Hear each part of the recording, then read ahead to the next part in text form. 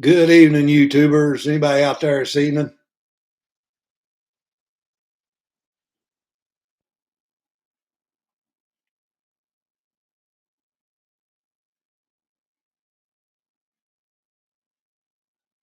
Some of my friends asked me to show my Mountain Man Possibles bag here on one of these live streams, so I decided tonight would be the night to do it. So, how about joining on into the conversation?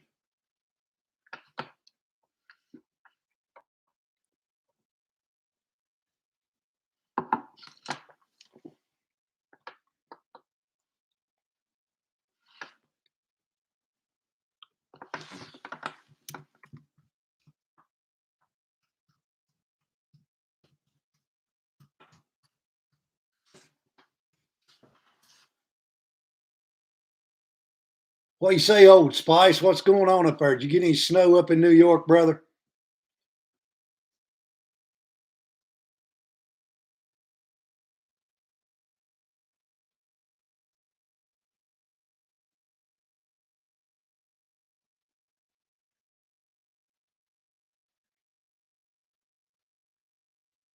Old Spice, do you do any hunting with the muzzle loader?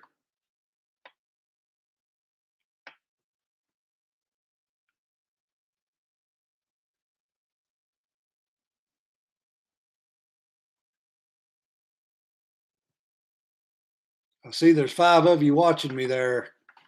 Let's go ahead and do a little chatting there, folks.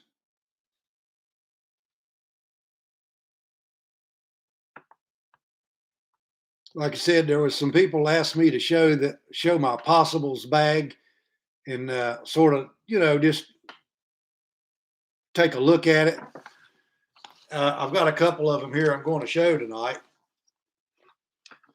There's one that I just made from my own deer skin.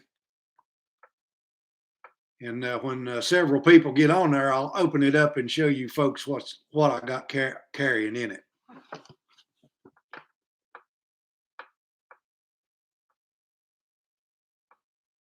Hey, Bill, buddy, it's good to see you tonight. Are you staying warm? Oh, you had a hip replacement. I'm Old Spice. That would be a way to. That would be something that would definitely keep you in the keep you out of the field for sure. Are you doing better though? What about you, Bill? Did you go muzzle loading hunting?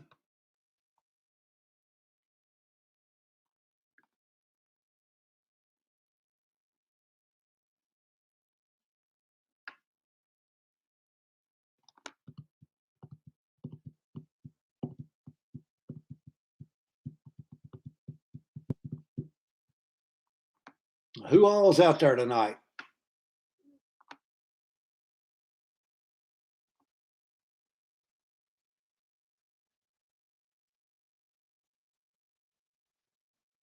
Woohoo, veteran Ironwood.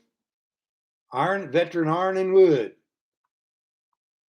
You was a sergeant. Earthwormer.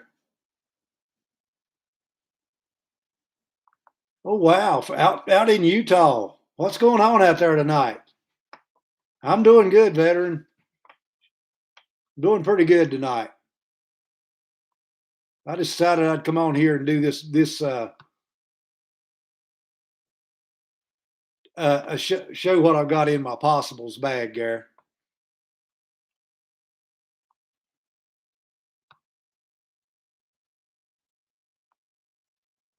I got you, veteran.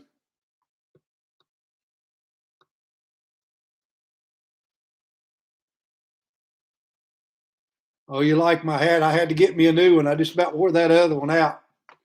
I served in the 82nd Airborne Division, Fort Bragg, North Carolina.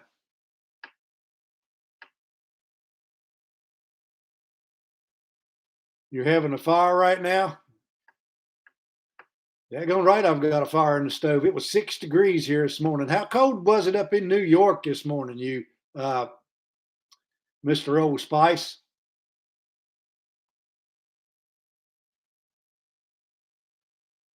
Burned that cedar?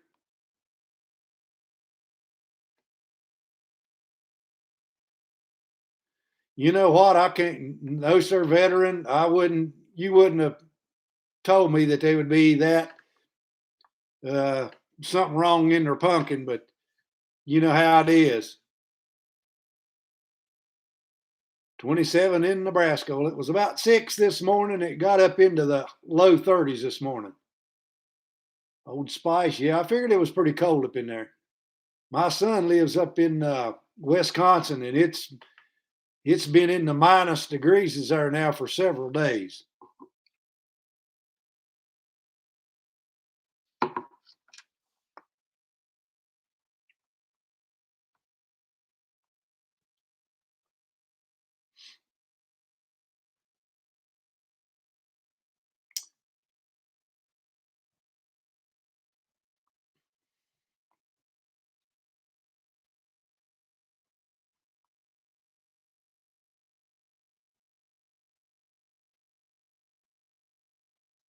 Is there a lot of big deer out in Nebraska? I'm pretty sure that there is. There, veteran. Pennsylvania was 18, Bill. We did get about another 3 or 4 inches of snow, but it was so cold it didn't really stick. The wind sort of blew it into drifts and blew it away.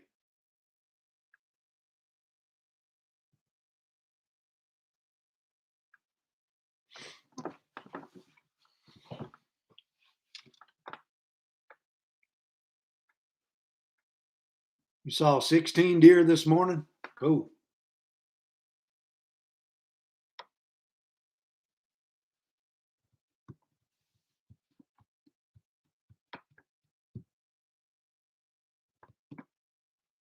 Well, I think I'll go ahead and show you this bag right here. You probably seen me probably show it on video. This is actually the deer skin that of the buck that I shot this year.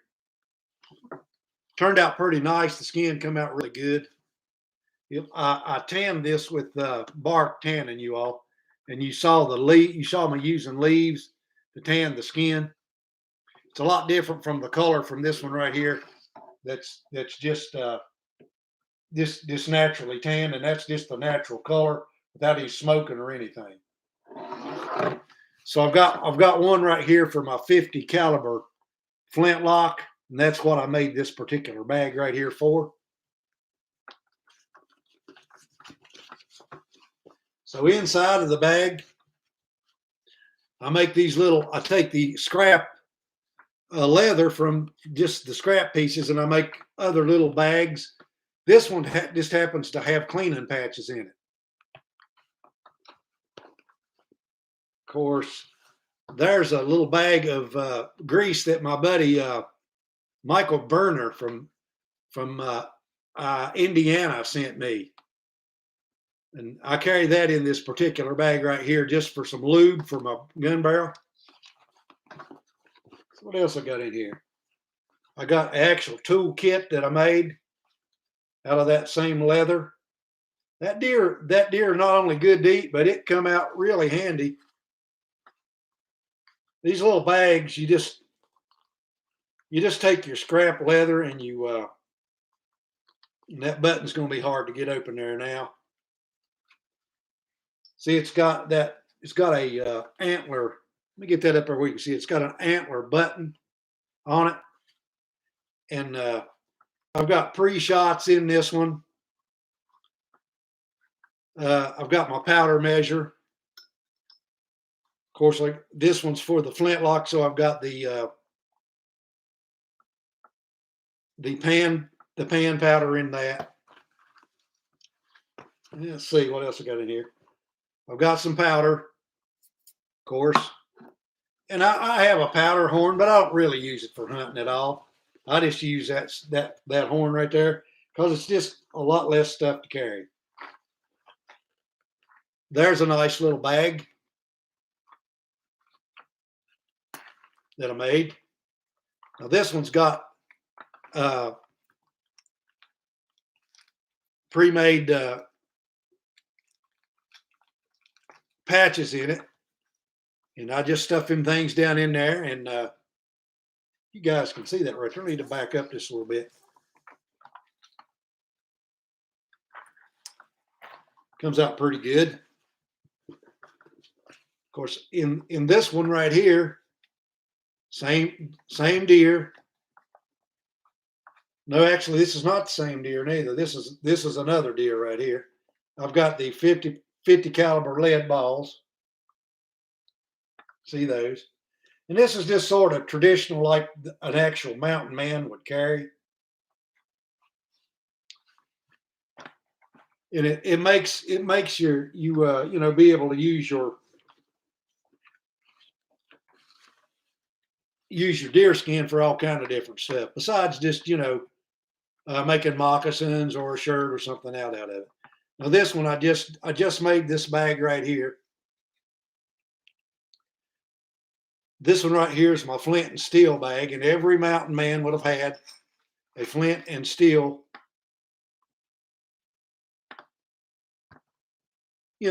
bag for the striker and stuff. In there I've got the char cloth and a piece of flint. And I just made that striker right there out of a piece of a file. See, it works really good too. And of course, I just pick up chert. This particular piece of chert came from out west. This right here actually came from New Mexico.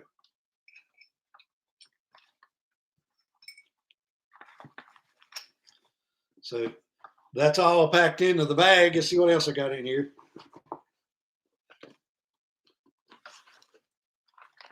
Now, my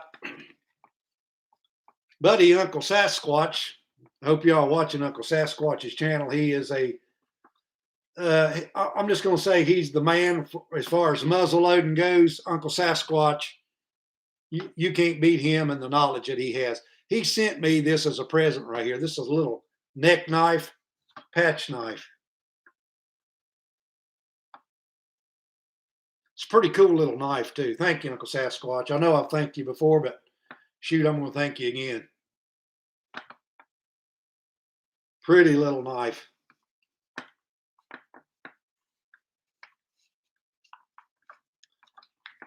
And what else I got down in here? All these little leather bags. Okay, I've got the kit, and Uncle Sasquatch did send me this stuff right here as well. He's been awful good to me over the years. He's just like a brother to me. He sent me this little tool kit that you use for your flintlock. You got a screw to tighten your flints back down if you need to change the flint. It's got a place to prick that firing hole. It's got a little brush to brush the pan out. It's also got a little hammer right there that you use to strike on the end of your flint and sharpen your flint. And of course, I've got the cleaning stuff, the cleaning jag, all the stuff that you would need to use for your flintlock rifle. So have any of you folks ever tanned your deer skins and used that leather for something, like I've done right here?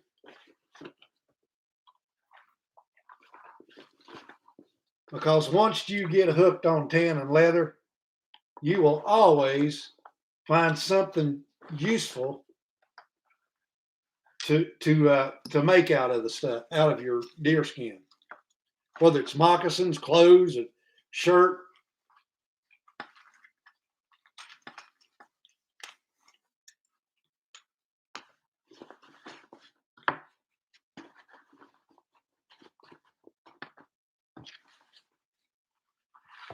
Let me get this stuff put back together here.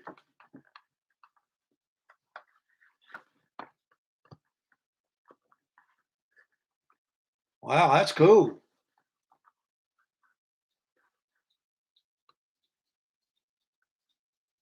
Hey, Arkansas Wild Man. What'd you do with your deer skins this year, brother?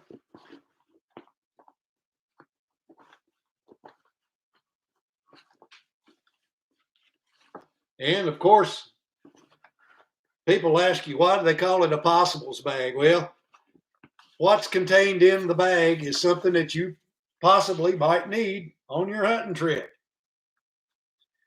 Now, they also, now this one right here is for the 54 caliber.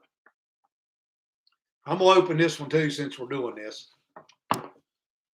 Now, on this one, I've got my own patch knife that I made back when I was Bland County Survivor, man. I'll show you this patch knife. It turned out pretty good. This right here is a piece of just a circular saw blade. It's not hand forged. Of course, it's just a deer antler where I had killed a deer and used it for that. But lots of the mountain men wore that knife on that strap right there. And that's the reason I made that one that way.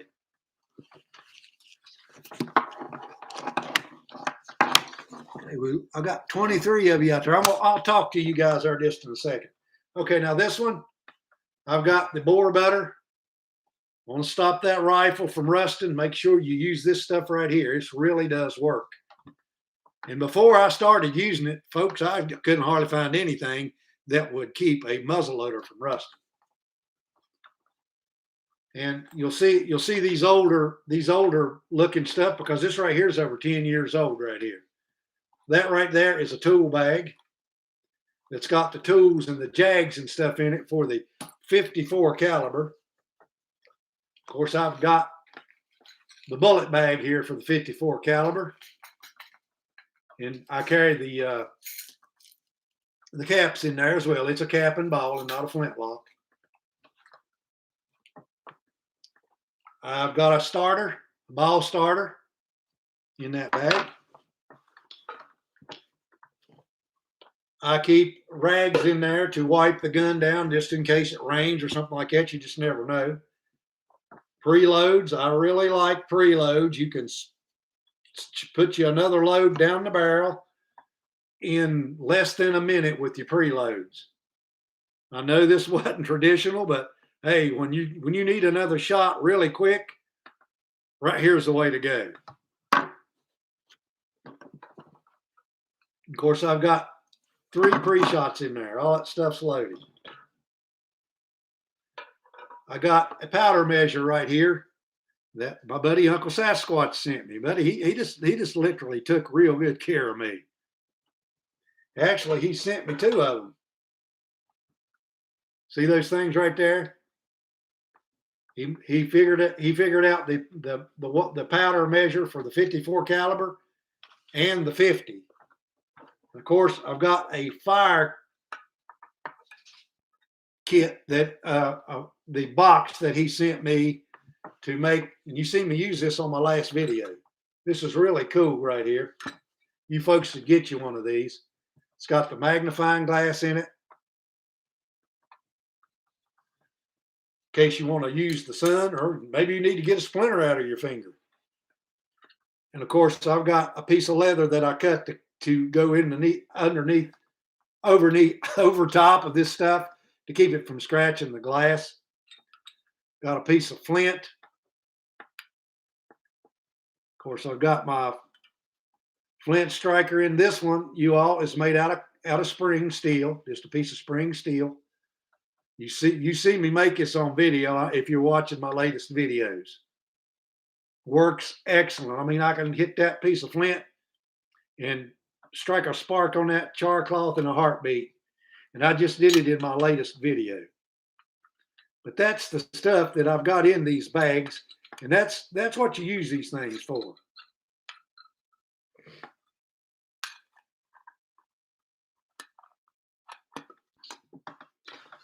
Let me put that stuff back in there. Mountain Man's 54 caliber. That way you don't have to switch between the calibers. And you design your bag the way that you want it to look. Like I said in the videos, you all, I've take these things and I round the corners of mine off. And that just makes a neater looking bag right there. I've got another one in there that my buddy, the West Virginia outdoorsman, sent me. He sent me that deer skin, and you all saw me tan that thing. Uh, I've got another bag that I made out of that, but I've taken the stuff from it and put into this other bag because it wasn't quite big enough for what I was. This wasn't big enough to suit me. So what I'll do with it is I'll take and probably use that for just a squirrel hunting, just a game bag, because that's what they used them for anyway. You made a fire with that thing yet, JJ?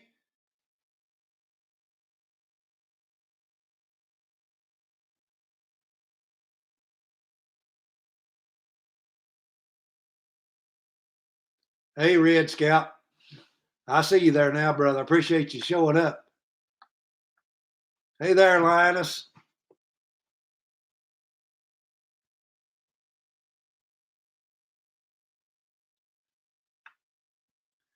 JJ, you're going to have to build you a fire with that thing.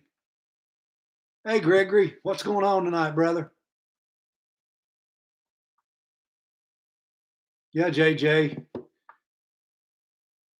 I'm talking with you, brother. Take that flint striker and make you a fire with it. See how it works.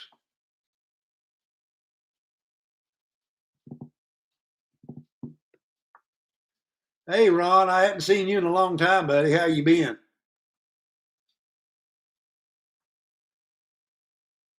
Wow, man, you tanning you some rabbit skins. Thank you, Brian. I appreciate it, buddy. I love black powder, don't you?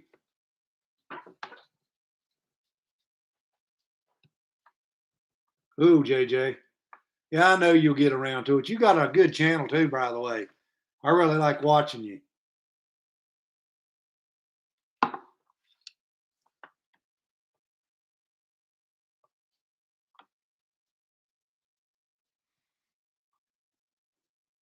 How cold was it up there this morning, JJ?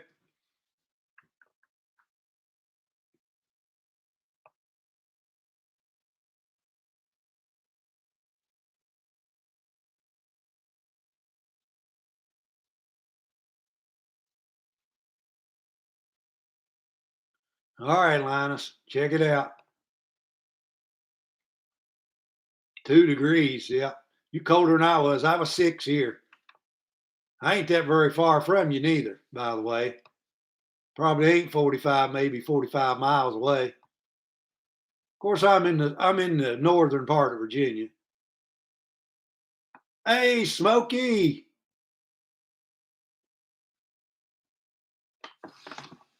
Smokey, I know you're the one that asked me about these bags right here. I'm pretty sure you're the feller that asked me about these bags, buddy.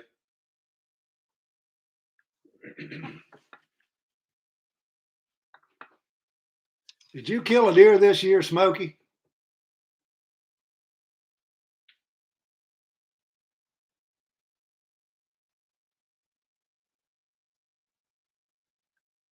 Cole, you know what I use is that shoot. You can use just about any kind of leather oil on your bag. Sometimes I would just use plain old lard on them or neat's foot oil. Neat's foot oil works pretty good too.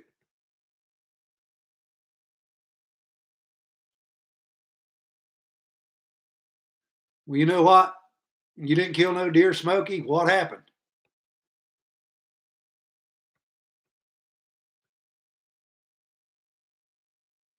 Lynn Rogers. Well, I appreciate you subbing me. I really do. You going hunting with your 32 caliber flintlock?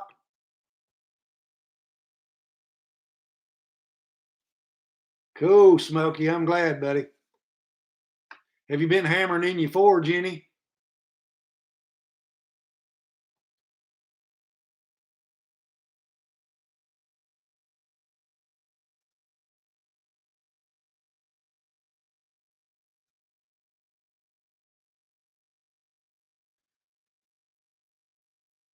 Sal, good deeds. Well, thank you very much. I really appreciate it.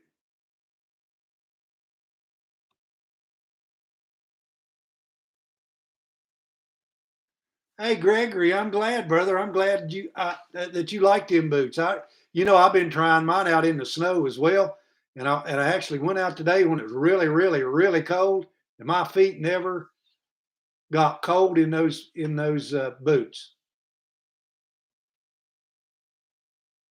And yeah, they are comfortable too. Cool.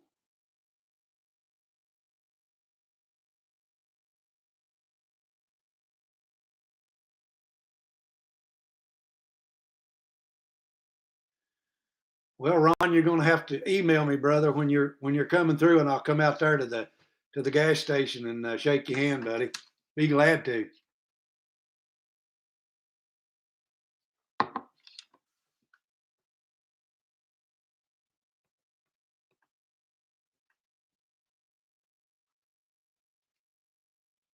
Yeah, Gregory, them boots really are really good boots.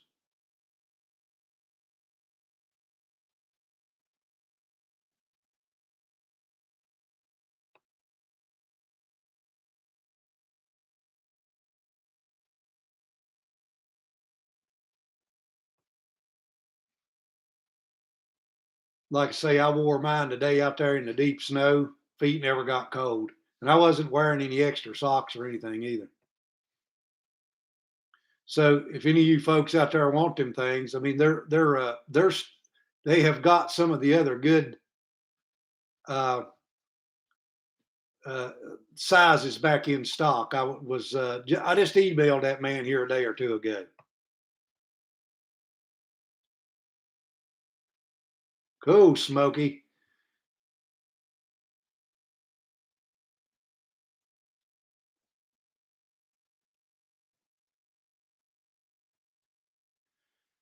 If you, all I do, and I've got my ginseng, brother, I've got my ginseng dried as well.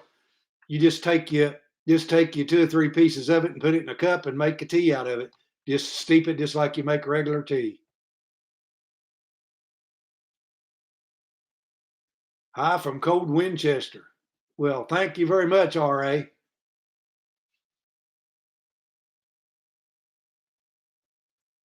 Gregory, did you get the discount on them boots, by the way? That like they said you could. Yes, sir, Cole. I went to Tractor Supply and I got me a gallon of Neat's Foot oil. And I take a brush and I put it in a little cup and I take a brush and use it like that. Jacob Slivey Outdoors. Good evening, sir. How are you, brother?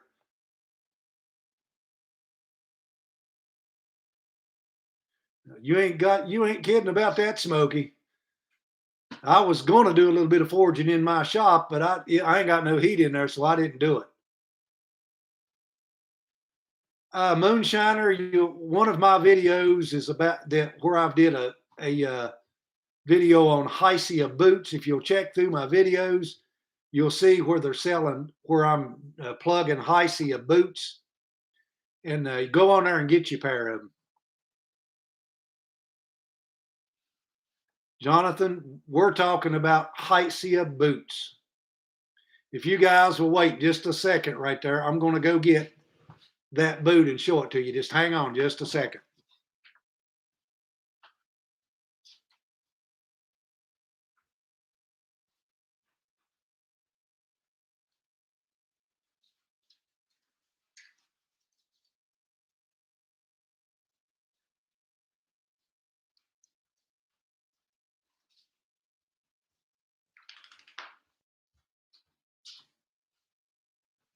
Okay, now you're asking. I'm going to show you just exactly what they are.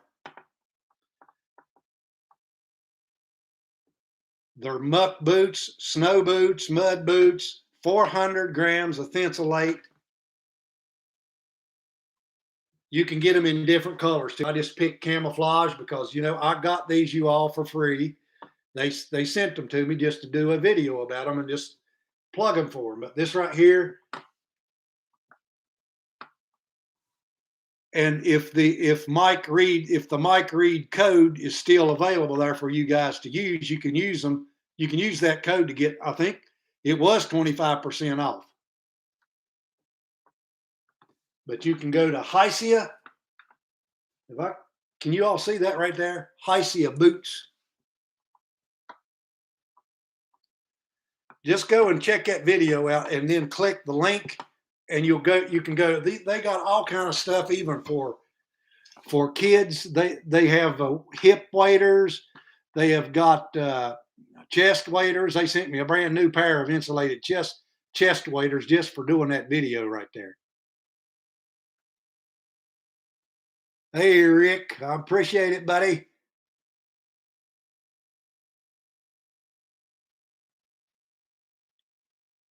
I'm in East Tennessee, not too far from you.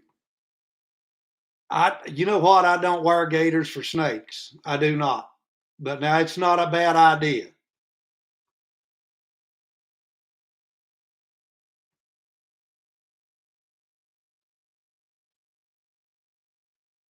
Well, Ray, I'm just talking about my possibles bags that I made. Get you a pair of them, Arkansas Wild Man. You'll like them, buddy. I just wanted to know that, Gregory. I just wanted to make sure I didn't tell you all something that wasn't true. Yeah, Jacob, go to that video, buddy, where I did the video on them and click that link and see if it'll let you use that 25% off, because Gregory there said he got it. And now I think I forget I've sold several pair of them boots for that company, by the way.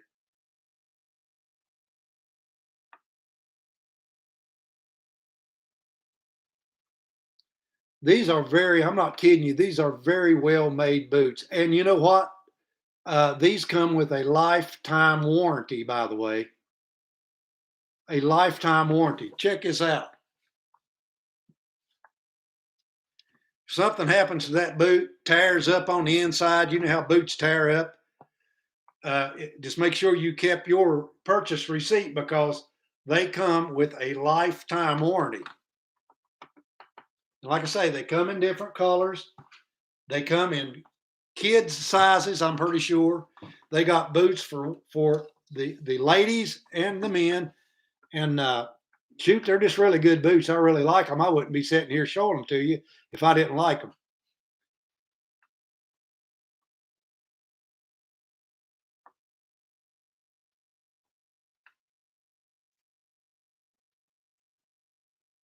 Ray, I appreciate it, brother. You're a new subscriber. I really appreciate that. Jonathan Britt, yes, sir. I am getting snow. We got 7 inches last weekend, and then a couple of days ago, we got about 4 more inches of some really cold, cold snow.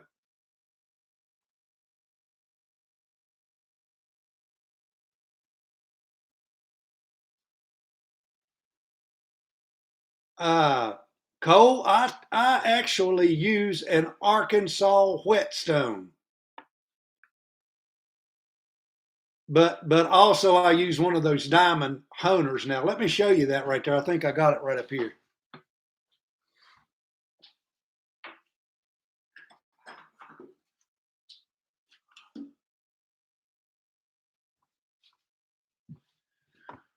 Well, actually, I don't have the Arkansas whetstone right there handy, but now you see this little diamond stone sharpening mechanism right here. That's one of the best things to carry in your pocket or in your backpack or something like that. I used to have it in that survival bag there. That's one of the things that I use to sharpen the hatchets. Also, I've got well, this I actually got this for free too for doing a video about it. It's 6,000 grit and 1,000 grit stones, and they put a edge on anything.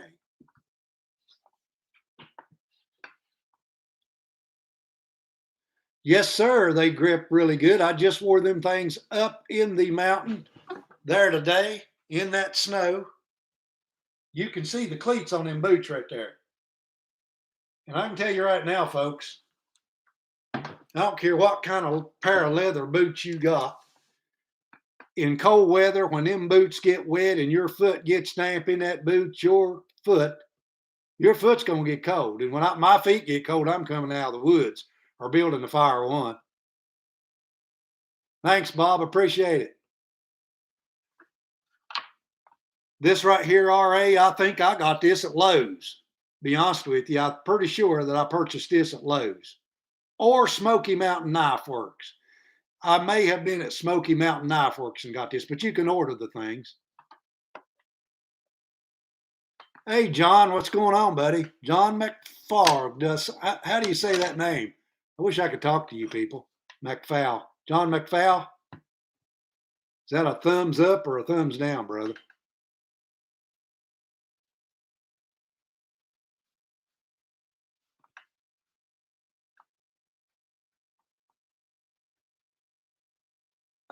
Night 16. You know what? I really just do just a plain old flat strap. I was talking to my wife there the other day. She has got some stenciling stuff, and I was going to do just like some stenciling on the straps. I've seen them braided and all kind of stuff.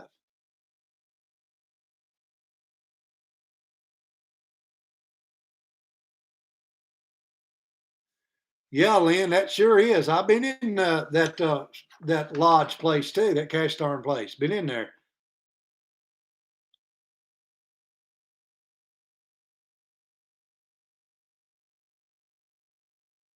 You're welcome. Smoky Mountain Knife Works has got just about any kind of sharpener. You know, you can just purchase the thing online now.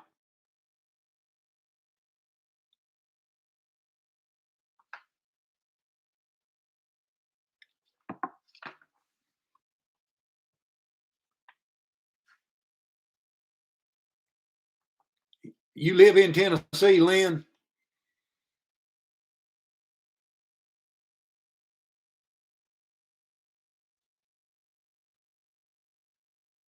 Bob, did you get you a pair of them boots?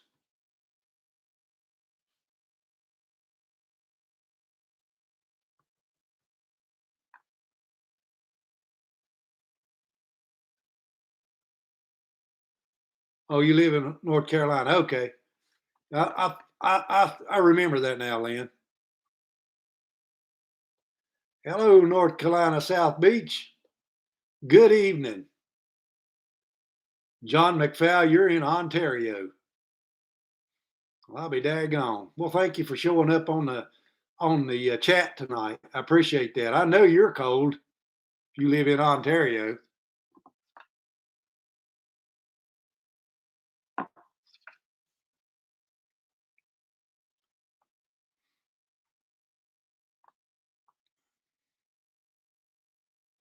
They didn't have your size again. Bob, what size do you wear, brother? Rick, you're in Kentucky. I like Kentucky.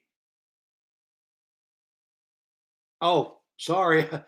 When people use other people's call signs, I don't get it right. I'm sorry, Muddy Bear.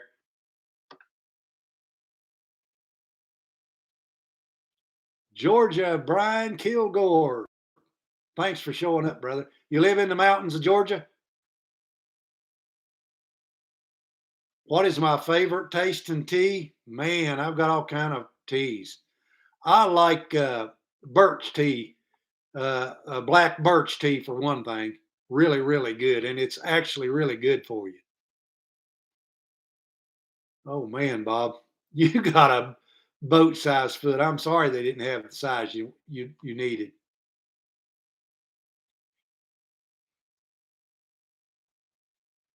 So you're over next. Are you over close to the Appalachian Trail, Brian?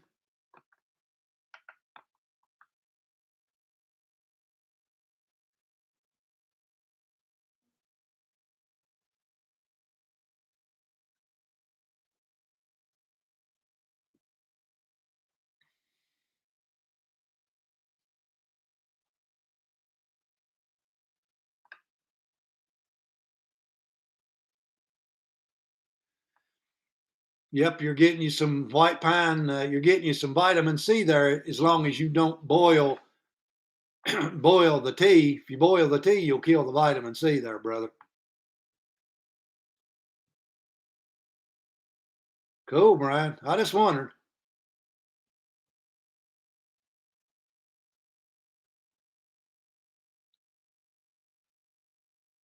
Really, she comes from Virginia. What part of Virginia is she from there?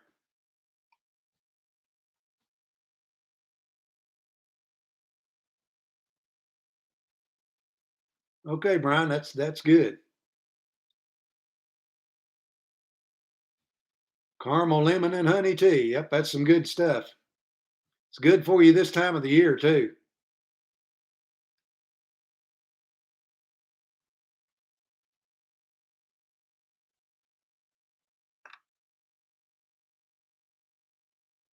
That's good because if you boil your vitamin C, you'll kill your vitamin C.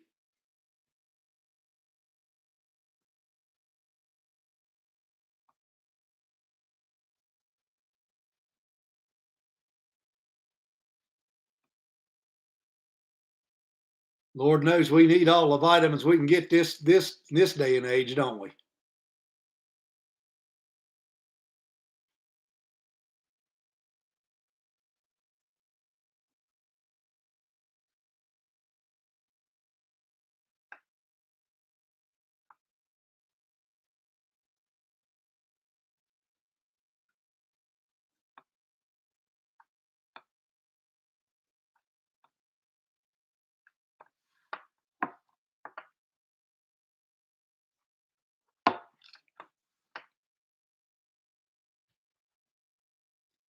I'm actually drinking right there. I'm actually drinking a tea made from apple cider vinegar, you all.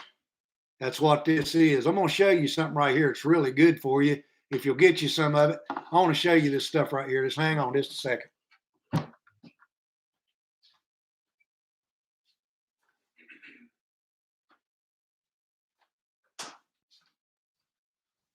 Of course, I'm not getting paid to plug this stuff, but right here, I don't know if you all have ever seen this. We have an Amish store about 11 miles from where I live, and they sell this stuff in that Amish store. And this stuff right here is very, very good.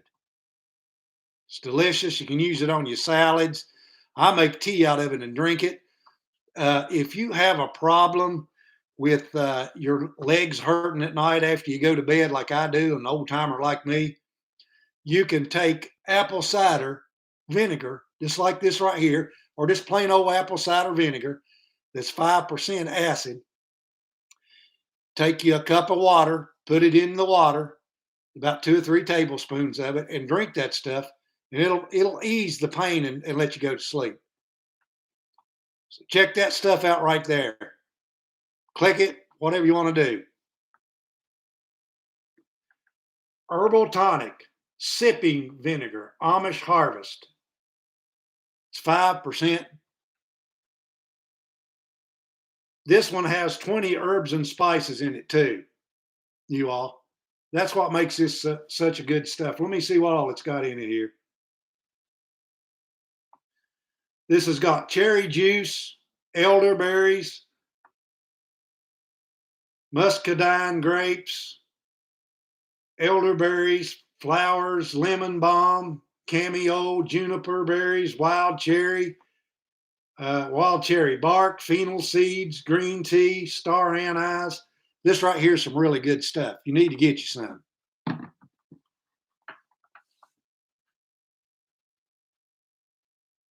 Gregory, it was about $19 for that little bottle right there, but it is well worth it. I'm not kidding you. I do have some chaga, John. I sure do. Where do you get yours from?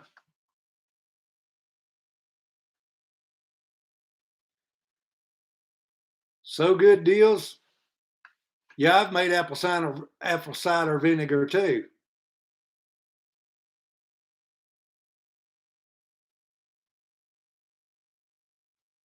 You talking about what color this stuff is? Is it red? This right here is the red stuff right here.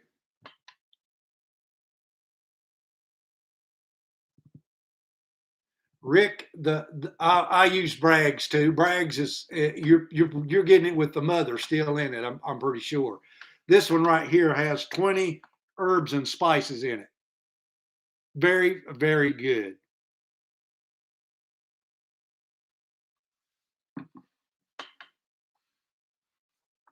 Yes, sir, JJ. Go out there right now and pull that stuff up and take it home and chop it up. It won't be quite as good now because of all the snow and rain we've had, because the rain sort of leaches the minerals out of it. But I just got some and sent it to a young feller down in Mississippi. And I usually don't do that, but I did send a man some down in Mississippi here just the other day, and it was still good.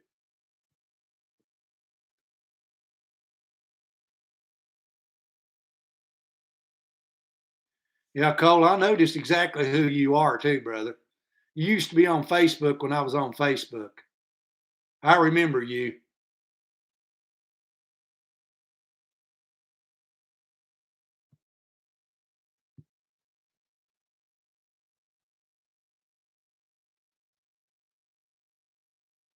Grows around your office. That's cool, JJ. Just make sure there ain't no, uh, car dust and grease and stuff like that that's flying through the air. If you take herbs that are close to the highway, lots of times they will be contaminated with leads and stuff like that. That you don't want to eat it. You don't want to use it. But one of the things that you can do if that stuff comes up there every year, JJ, is take you some of them plants when they first come up, take them away from that highway, and transport them over to your place, and let them go to seed, and then let them come up again, and they'll be good.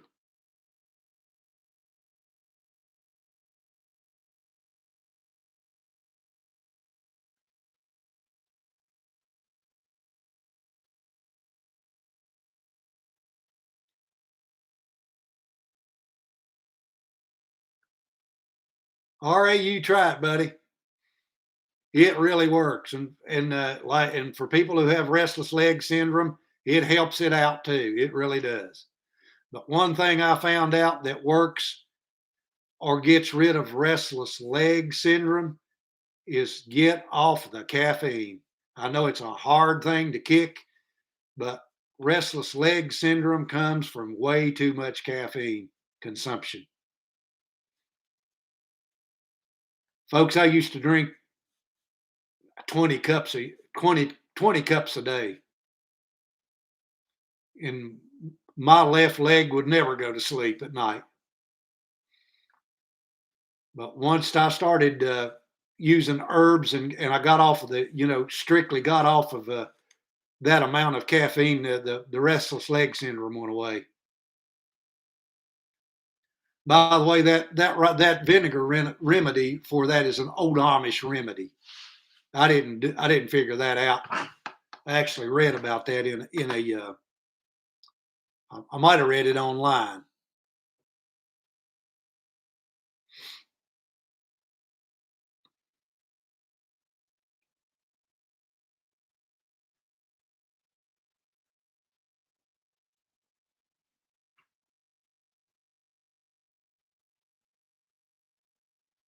What else y'all got in mind tonight? What have y'all been doing?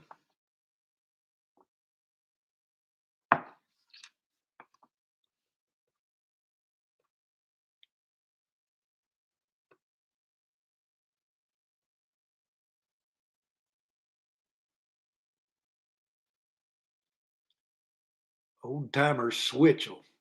I don't know if I've ever heard of that before. How many deer did y'all end up killing, JJ?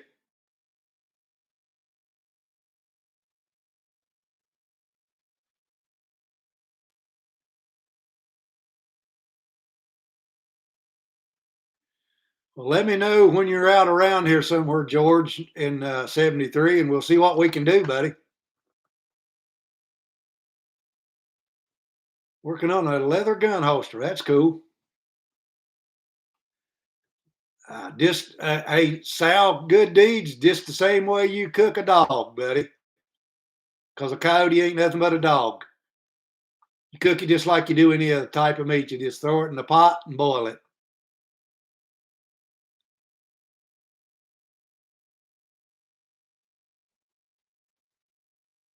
Oh, you think they called it switch? Well, okay, got you.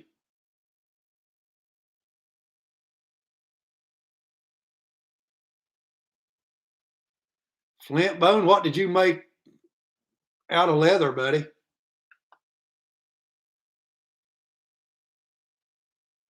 I seen all kind of deer there this year, you all, but I never shot it, but just that one because I really didn't need anyone. Oh, Jacob, you gonna tan that skin for that coyote, buddy?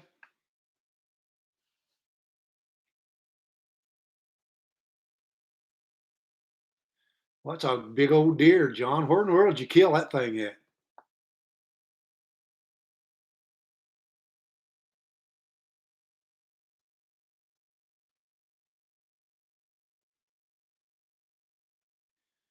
Tom, 84. I don't take that kind of stuff, buddy.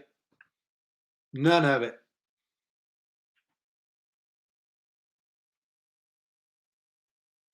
A leather ball cap. That's cool. Is it like a cap like this?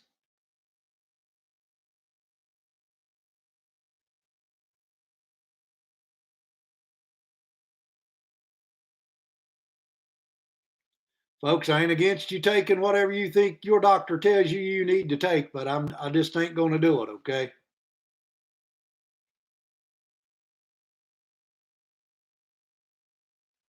Like I said, I'm not against that. If that's what your prerogative is, more power to you.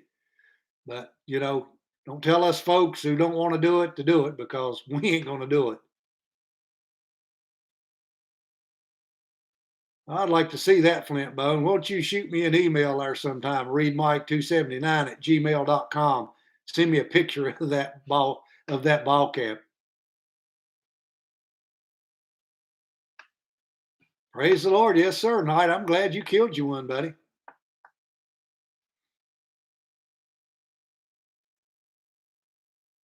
Hey, Melissa.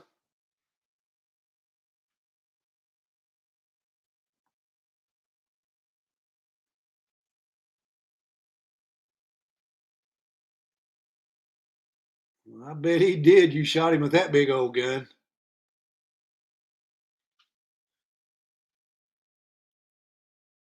A 338 Winchester. Is that a Winchester 338 Winchester Magnum?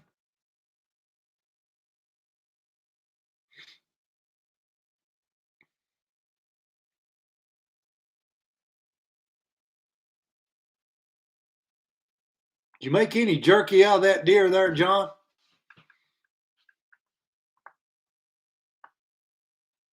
We're doing good, Melissa.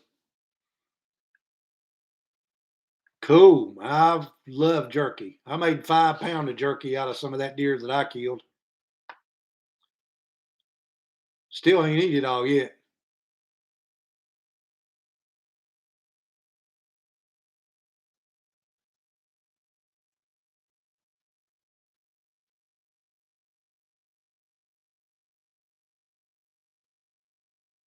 You're going to cut your chairs up and make a possibles bag out of them, Lynn? Is that what you're saying?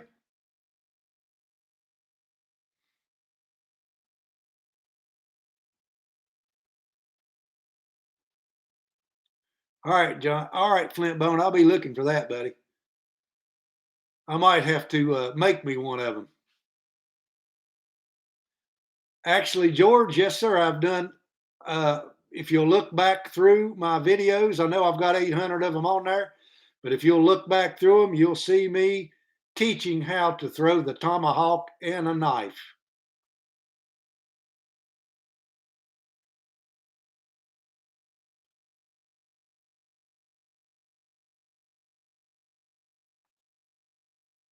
Okay, so good deeds. I appreciate it. God bless you too, brother. Have a good night. I do use a dehydrator. I've got one that I bought from Cabela's several years ago. It's got 10 trays in it, but I also hang the stuff in an oven and just turn it on warm.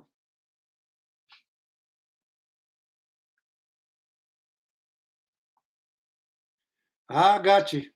I I do the same thing if I see somebody's done that. I'll go along and cut it right off of the chair, right in the garbage pile. Okay, RA, appreciate you checking this out, brother.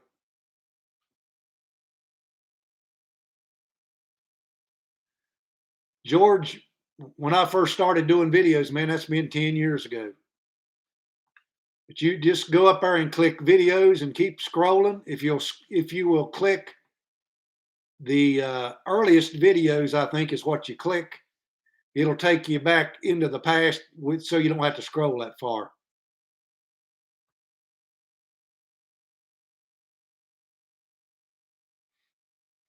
You caught a fisher. That's cool.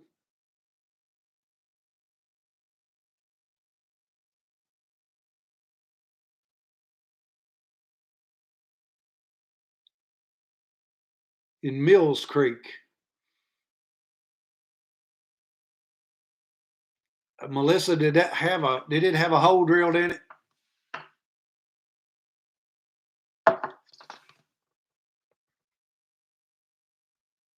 I know a lot of the ones that are found up here in Wolf Creek, the little stones about this big around, they actually got a hole drilled in them to hold the fishing nets in place.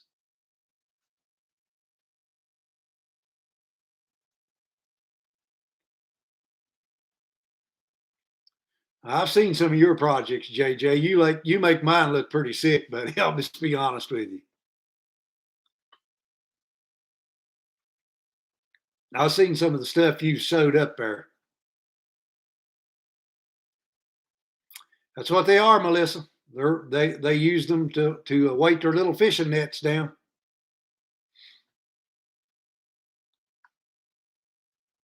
You know they used a bow drill to drill them holes in them rocks with a little piece of a stone bit.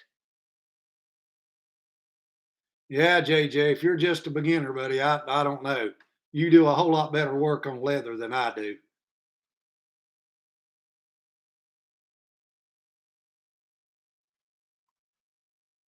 I'm a scrounger though. I'm like you, JJ. If I see a good piece of leather laying somewhere in a garbage pile, I'll bring it home and cut it up and use it.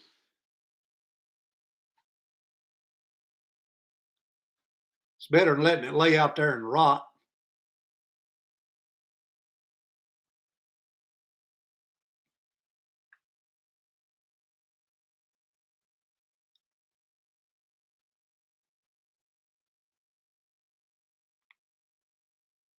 What else have you found there, Melissa?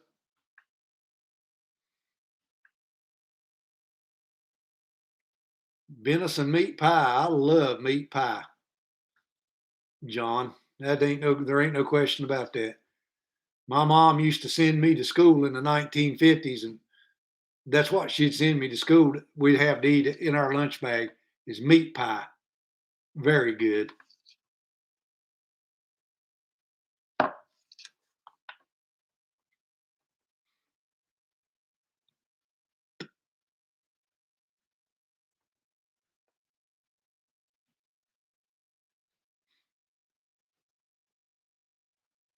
I know you would, John. I appreciate it, buddy. Now that you mentioned it, I'm going to have to make one. I'm going to have to make one now. I'll have to thaw out some of that deer meat.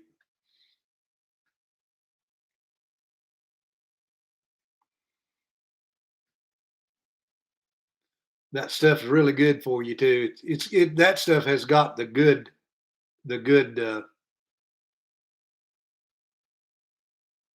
All right, Rick. You have a good evening, brother. Appreciate you. God bless you, Rick.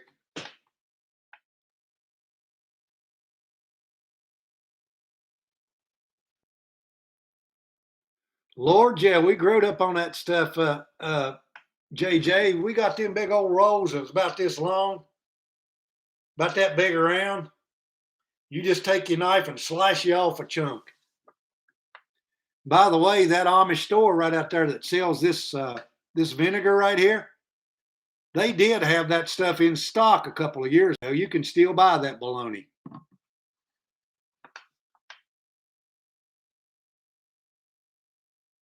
A moonshiner, you'll like this stuff, buddy, and it's really not potent as sharp tasting as just regular old vinegar. See you, Rick. Appreciate you, brother.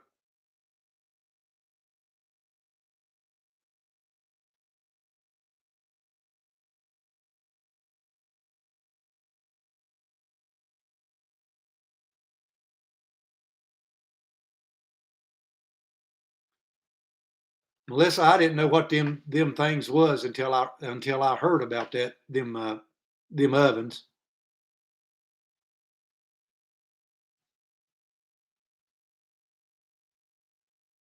Okay, Cole, have a great evening, brother. If you're ever up here in Bland County, email me and say, "Hey, Mike, I'm in the county. I want to have a cup of coffee, and I'll buy you a cup." Any of you people that's coming through Bland County, Virginia, just email me and give me a heads up.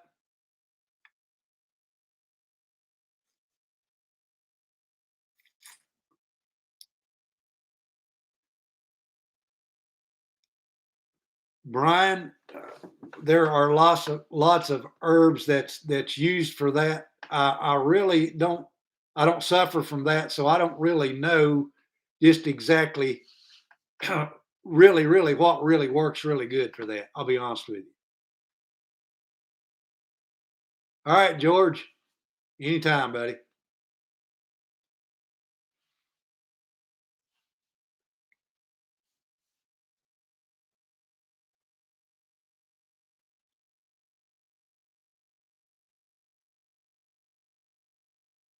I appreciate it, John. God bless you too.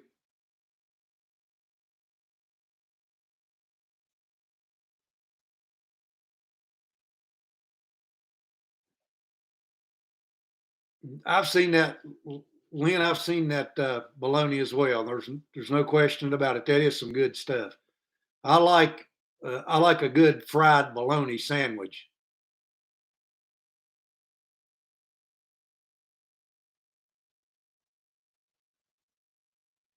You're from Morgantown, West Virginia, Melissa. Is that what you're saying? I know that place up there that's close to the Ohio and where all the Shawnee Indians lived, ain't it?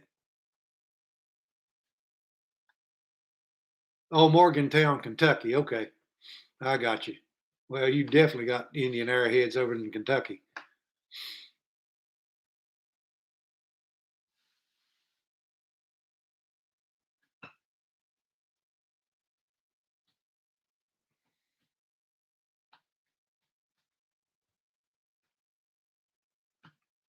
Yep, night 16. We grew up on that stuff. Like I say, them rolls come in big old rolls and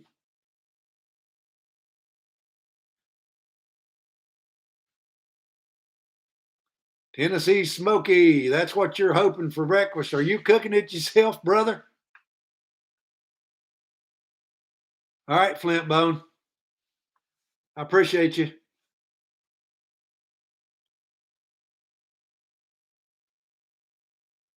God bless you too, JJ. Keep up a good work, buddy. You're knocking them out now. I have had deer bologna, yes, sir. Now I haven't made it myself, but now I've ate it where other people have made it, and it's really good.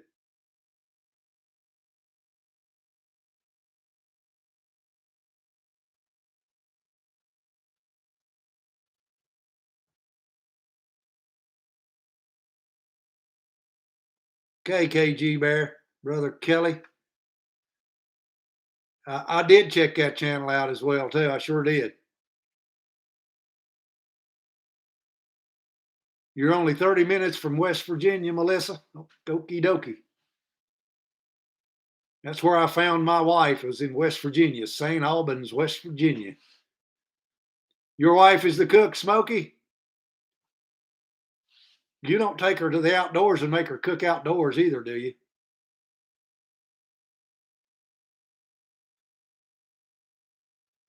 Smokey, I was over at Fort Boonesborough, Kentucky one time, and the blacksmith, I had to get over there and grill this blacksmith for information.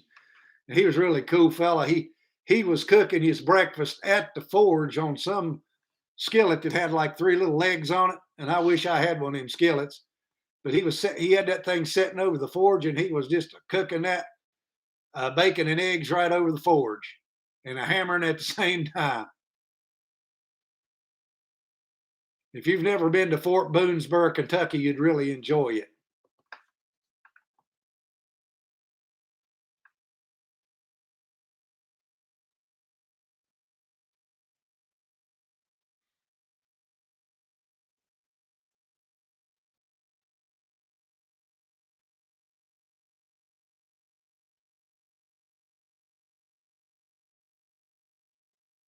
Yep. That's what we do around here. The same thing, Lynn.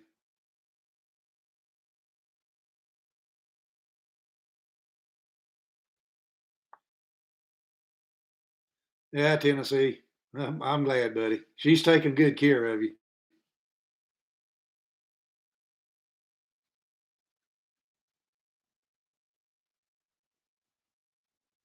Right now, I cook on my wood stove as often as I can because I'm burning that firewood to heat the house. So shoot fire. I just stick that skillet on the stove and go to cooking.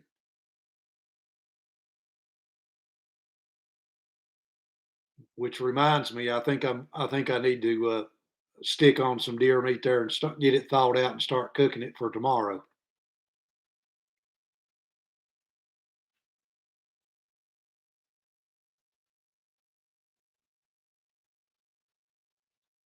Well, I didn't say that, Smoky. Now I have to suck mine in sometimes too, brother. No doubt about it. Or hike it off one. You see, I do a lot of hiking videos, so I get out in the forest and goof off a lot. But uh, up here in the mountains, you're either gonna go through a valley or up a hill to get to where you're going, or up a mountain to get to where you're going.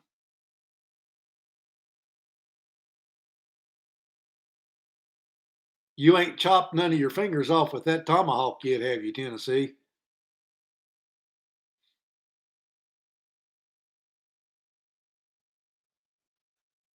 Did you ever get you a sheath made for it, brother? Or am I gonna have to make you one and send it down there?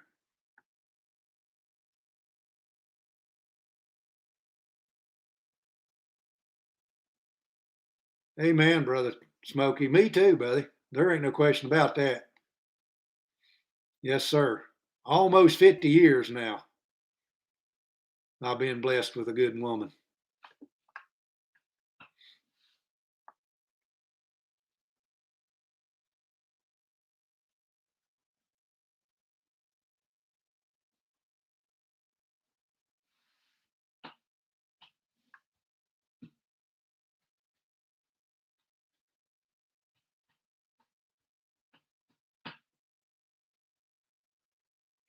All right, Smokey, since you're still here, I'm going to open this bag back up and show you the stuff that was in it because I know you're the one that asked me this question.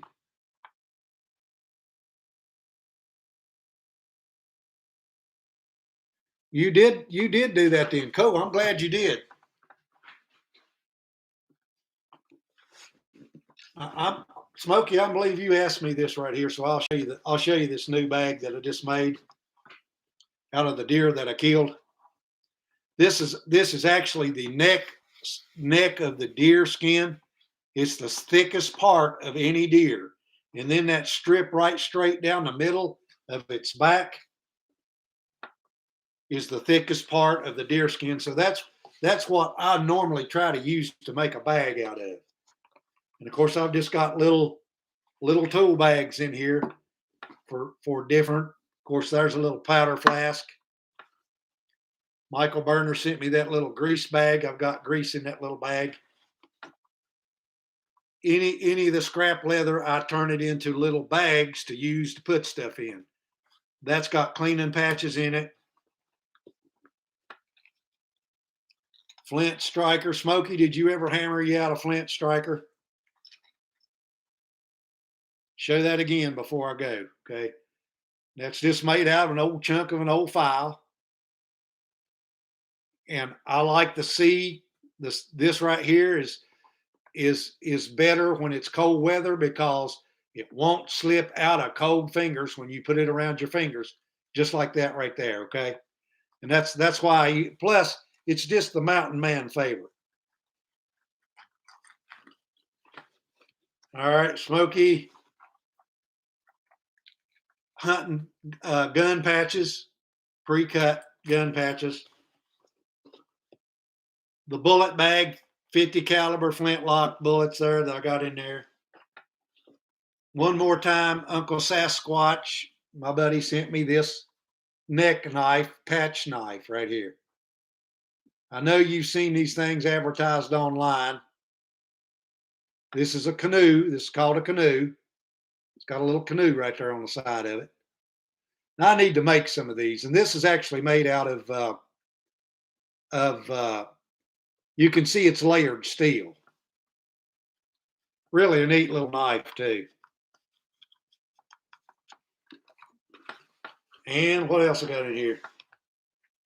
I've got the toolkit bag. You see, I just take all that scrap leather and I just turn it into little projects.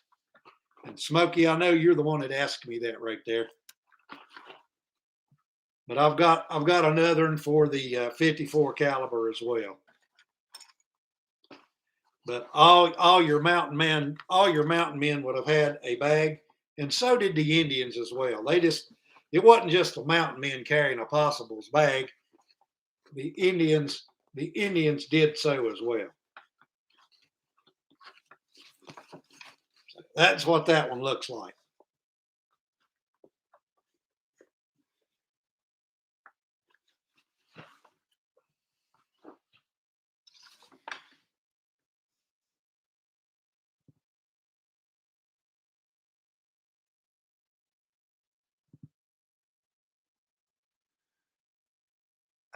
Jacob, Fort Boonesborough, the one that's actually the fort that you go in now, is up on top of the mountain above where the old fort was.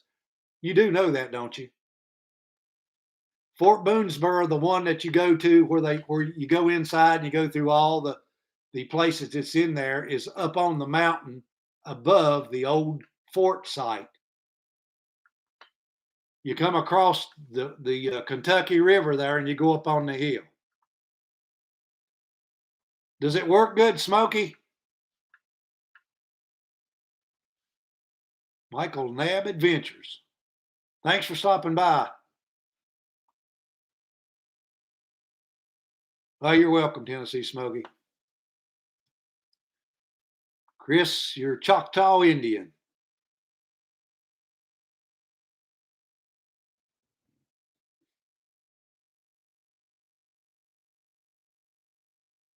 Cool. Like I said, my buddy Uncle Sasquatch sent me that.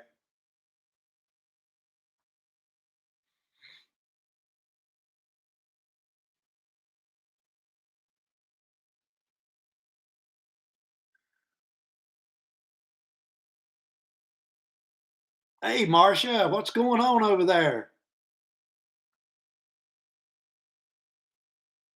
My Kentucky brother and I are watching you live. Well, I'm glad you're watching, Marshall. You should have said something a long time ago. Are you still making soap, Marshall?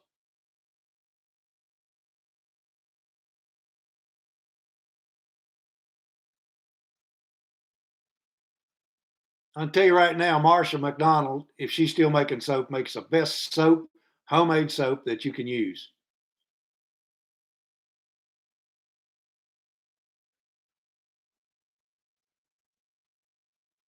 I was just hoping you hadn't chopped any of your body parts off with it, Smokey. I'm glad you like it, buddy.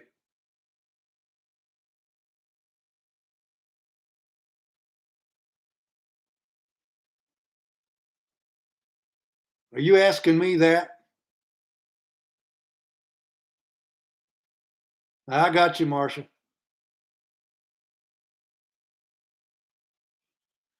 Yeah, I know it's hard to get stuff going, and you got to take care of everybody else, Marcia. You just do it when you can. I understand. I really did love your soap, though. I hated it when I ran out of it.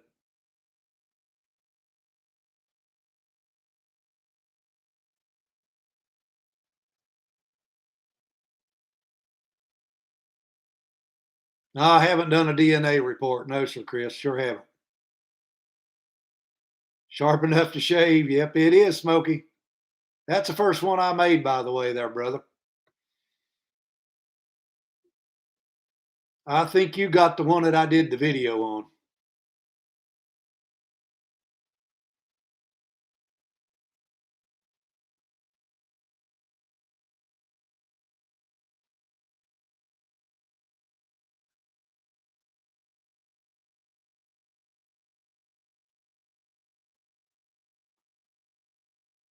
Well, you're a quick learner, Marshall. That's for sure.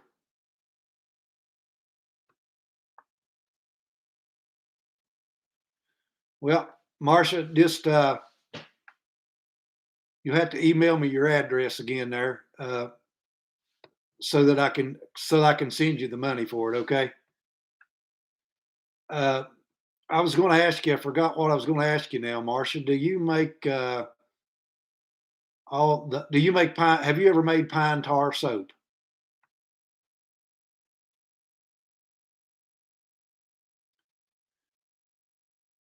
Chris, I don't know about that. I was in there in 1974. They never had no such a thing in 1974.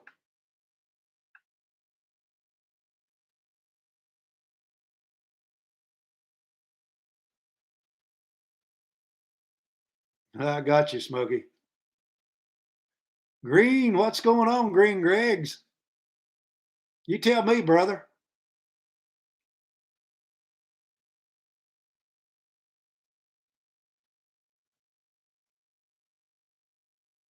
Sauerkraut, Chris.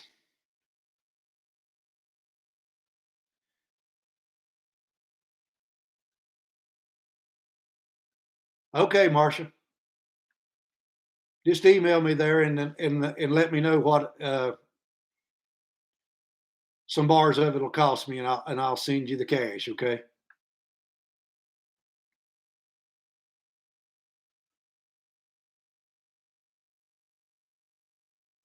Well, I don't know about that, Green, but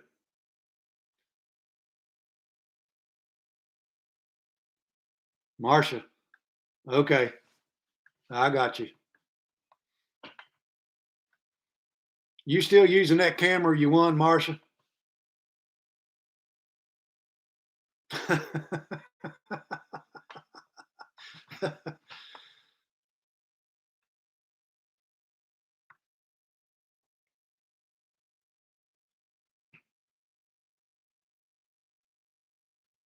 I was just wondering if you was had been doing any more videos, Marcia. I hadn't seen any in a long time.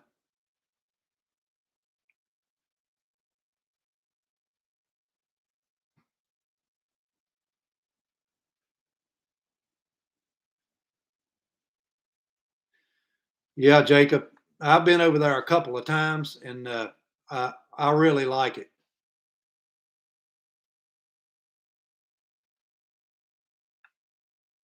Patriot Homestead, what are you doing up so late? This is not late. What are you doing up so late? I know why you're up so late. You don't never sleep. Well, you should do some more videos, Marcia.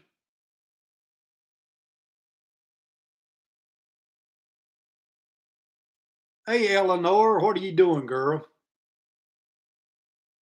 Long time no see. Yeah, I was at Fort Bragg. Yeah, sure was. 1974, Fort Bragg, North Carolina, jumping out of perfectly good airplanes.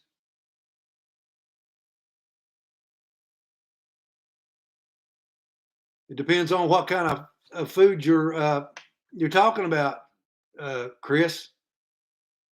Salt for some things, and just dried foods don't need anything in them.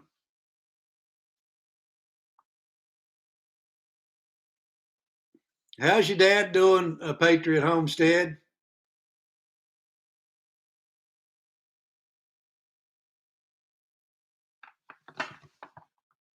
It's only 10 o'clock.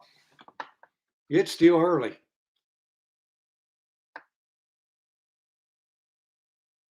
If you're drying dried beans and all kind of stuff like that right there, anything that's dry and kept dry in a cool place is not going to spoil.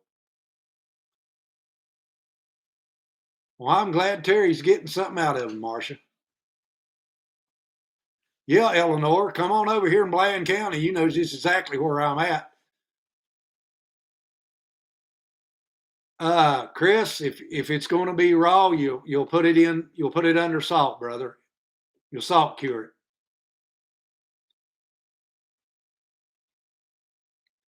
Hey, Eleanor, we're doing good. Me and Libby's doing good. I've got three grandchildren now.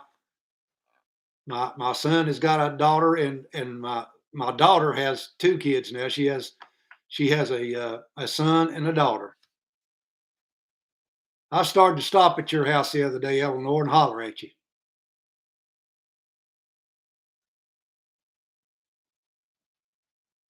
Well, I'm glad Patriot Homestead. I'm glad he's doing good.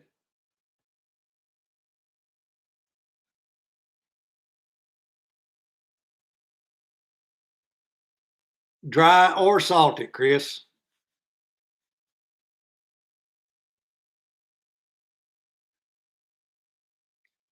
And it depends on what kind of fish it is too. You can actually smoke the stuff.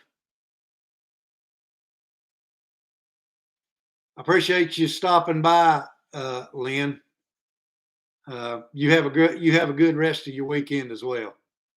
God bless you for. Thanks for stopping by.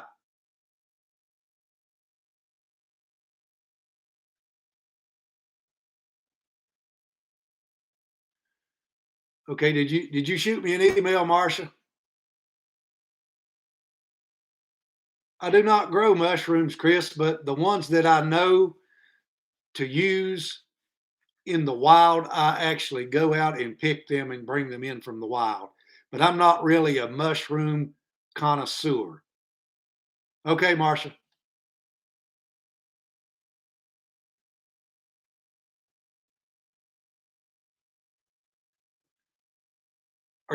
Chris, are you talking about mushroom roots or what are you asking me? Vegetables? You just dry the vegetables and just keep the stuff and then just get it out and cook it when you need it.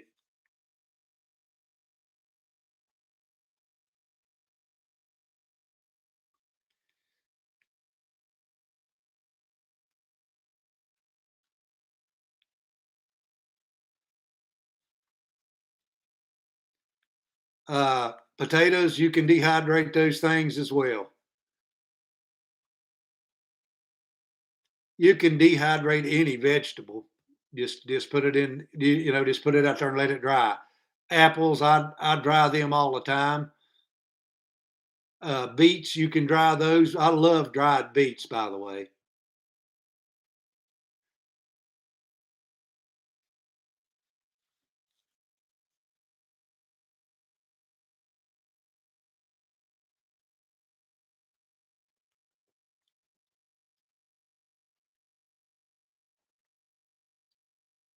I missed Vietnam because Brian, the Richard Nixon stopped the war. We were on our way to Vietnam straight out of boot camp. You're right. You're right, Marcia. I love Moriel mushrooms. Okay, Green Greg's. Appreciate you stopping by.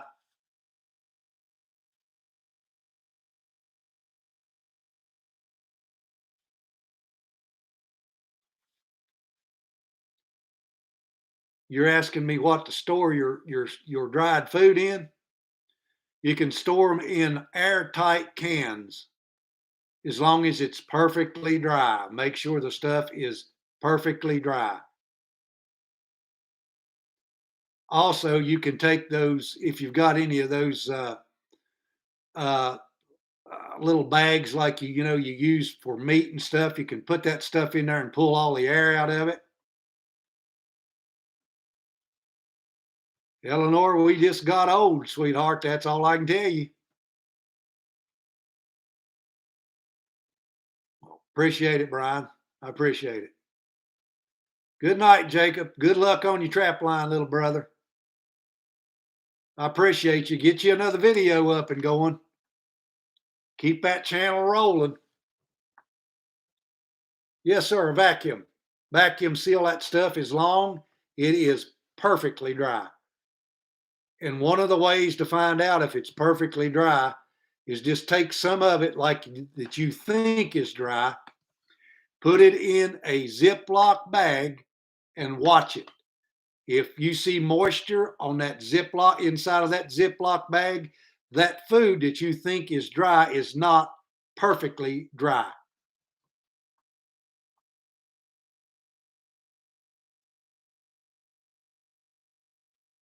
That's the way you test it. You dehydrated it, whether it's an herb or food or whatever, and you're saying to yourself, it's perfectly dry. Well, take some of it and put it in a Ziploc bag and lay it over there and watch it.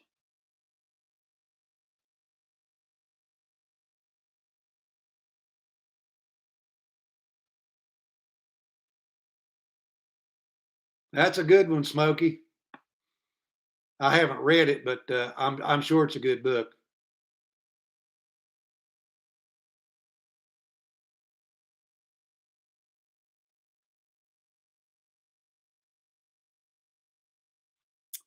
I just take plain old hooks and go when I go fishing there, Chris. Now I have made traps before, but since it's not real survival. I don't really use them. Or a seine and net either.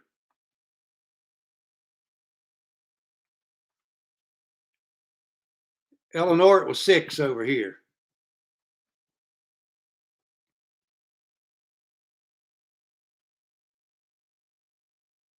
Chris, rainbow trout, brother. I love it. Cooked in lemon. I'll take butter and lemon and fry it in butter and lemon. In the Melissa in the summertime, yes, I do. Now remember that dandelion root has got the same thing that wild lettuce has got in it, and that's why it will make you it'll cure a headache. I mean, it really will get rid of a headache if you'll get a big old dandelion root that's got the juice that comes out of your wild lettuce. It'll do the very same thing. I don't set trot lines around here. These little old creeks is just they're not very wide right here where I live. Now you could go down to the New River where it'd be a quarter of a mile wide. You could do that, Chris. The New River is one of the oldest rivers in the world, running from Boone, North Carolina, all the way up through uh, Virginia, West Virginia, and up and hits the Ohio River. Yes, sir. I eat dandelion greens all the time. I pick them up right out of the yard. You can eat the blooms, the greens, and everything.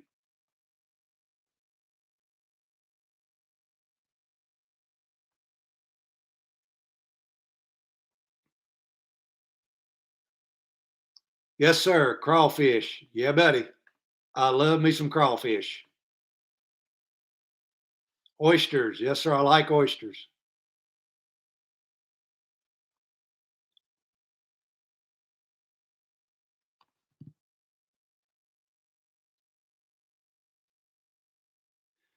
Marcia, when did you start using that? After I did the video, or did you know about that prior to me doing that video? Because I've had several people say that it's really, really helping them really good. And it does make you sleep good.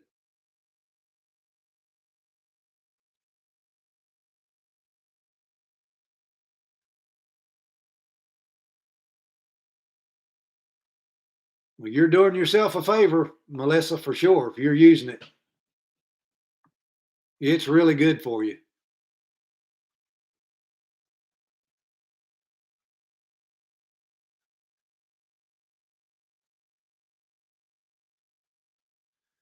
Brian, you don't really cook dandelion greens. What you do is you make them like you're going to make scalded lettuce. You take hot oil, vinegar, and hot oil, and you mix it up like you're going to make a salad greens.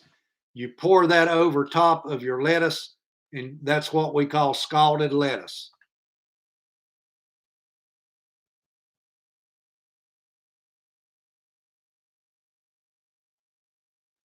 Me too, Eleanor.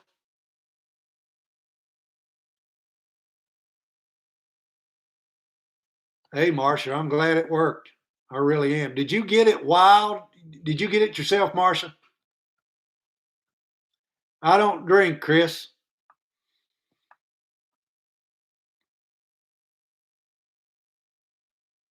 Yeah, that's what they say up this way too, Smokey.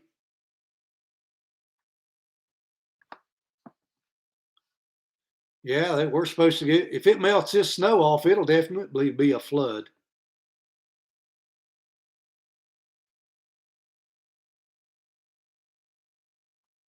Actually, I have, Chris.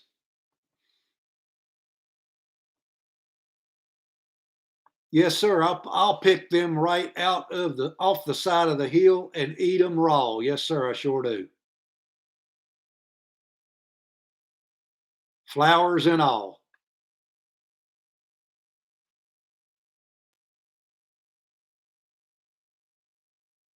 And okay, I'm glad you told me that, Marcia, because some people say that what they got at health food stores did not work for them.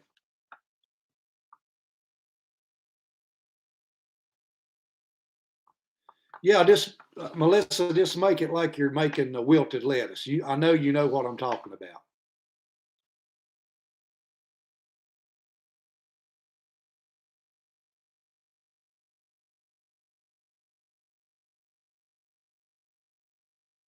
Well, you're welcome. I don't know what you're asking me there. Basket weaver, you talking me? Talking about me traps or what?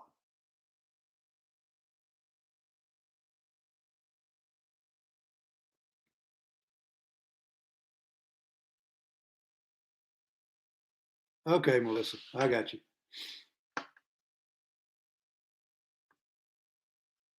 We take that stuff and mix it with ramps and everything else. You can take them dandelion greens and in the springtime mix them things with ramps and you got yourself. Where's my buddy Carolina Chris? What you doing, brother?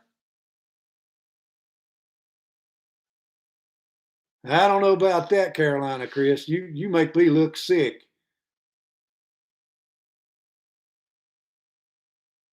Yeah, it's got some raunchy taste to it, Marsha. That ain't no question about that.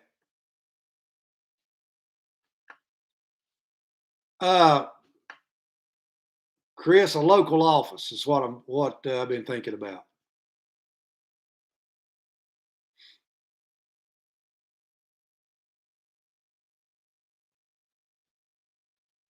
But Marsha, I'm glad the stuff works for you because you know that's what God put the stuff out here on the earth to do. Carolina Chris, what in the world you been hammering out tonight? I know it's warm enough for you to be hammering in that forge down there. By the way, Chris, have you forge welded with that yet? I'm thinking about getting me one of them. Carolina Chris is in South Carolina. Yeah, something to that effect.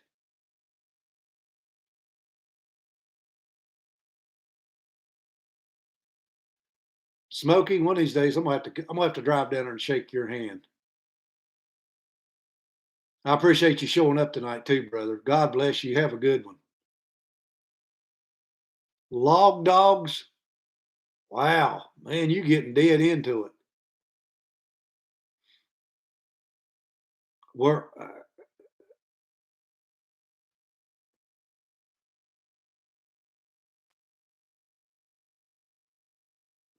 log dogs.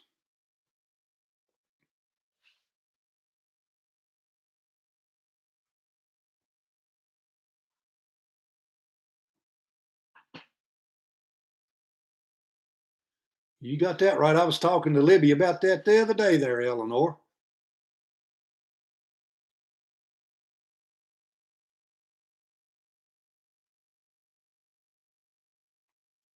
Chris, just take you some cold take you something square and roll it back on itself and flux it and see if it'll do it. Cause I think I've watched you there. I think I'm gonna buy me one of them. Is it really, really good? And how long does it take to heat like a piece of metal when you stick it in there?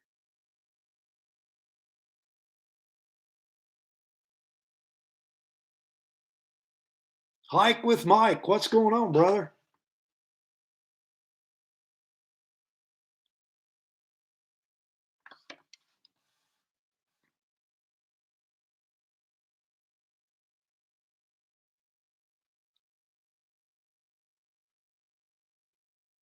You know what I'm saying, don't you, Chris?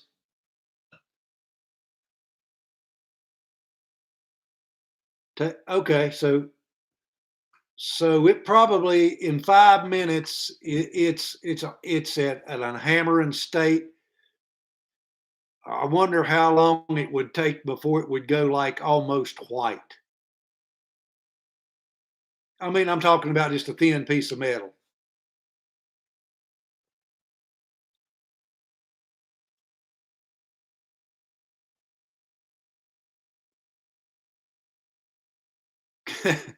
That's cool, Chris. That is cool. We used to jump out of them things. We used to ride them things with the feet hanging out the door. Is that what you're talking about?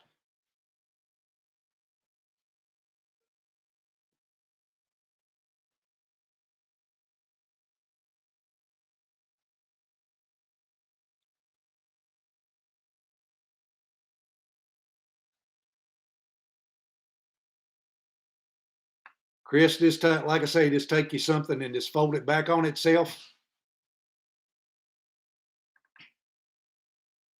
Pull that thing out of the fire after it gets up to where it'll melt that 20 mule team borax, and uh, and bring it up to the welding heat. And just for that, good night.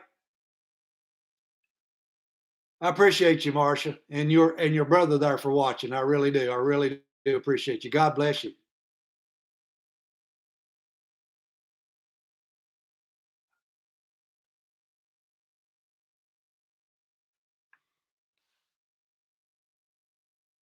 I'll shoot you an email there, Marcia.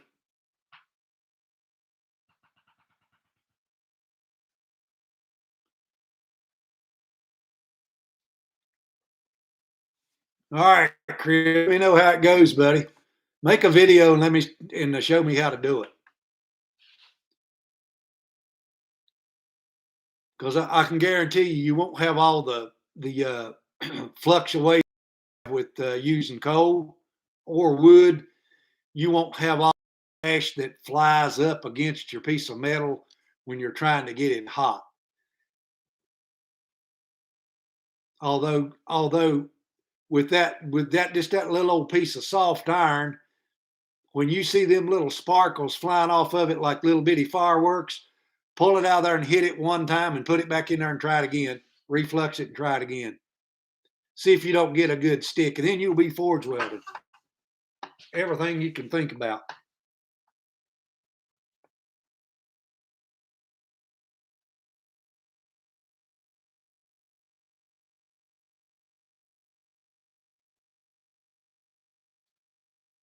Good night, Bob. Thanks you for showing up, buddy. I really appreciate it. Man, I hope you can find you a pair of boots somewhere.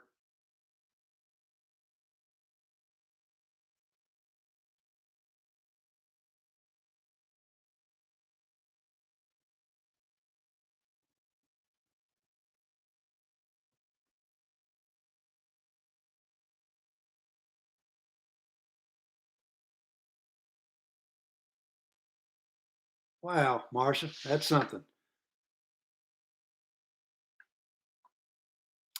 All right, Marcia. I appreciate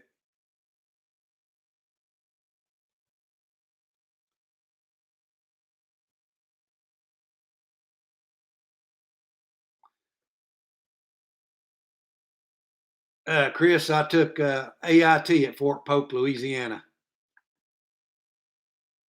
I started in Fort Knox, Kentucky, went to Fort Polk, Louisiana. Then I went to jump school over at Fort Benning, Georgia.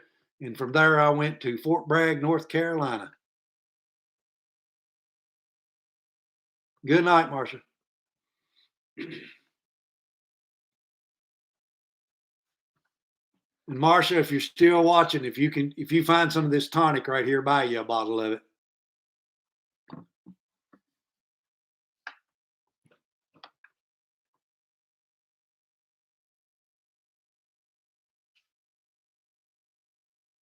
Are you asking me what we trained for, Chris? 82nd Airborne's just they're just airborne until they get on the ground, and then they're just a grunt soldier.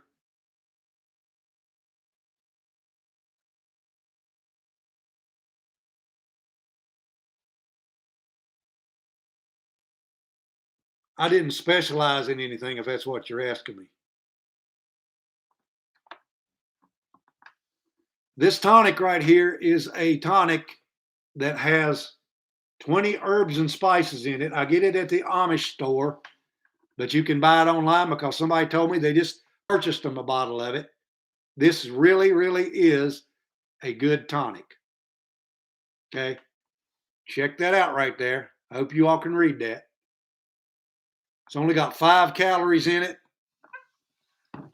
It is, let me pour some of it here for you so you can see it. This stuff smells good. And it's red like wine. And you can actually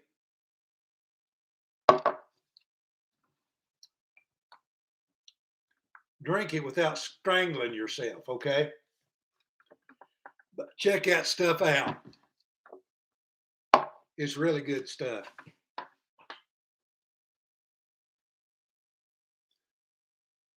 I was not a truck driver. No, sir. I was in the headquarters section.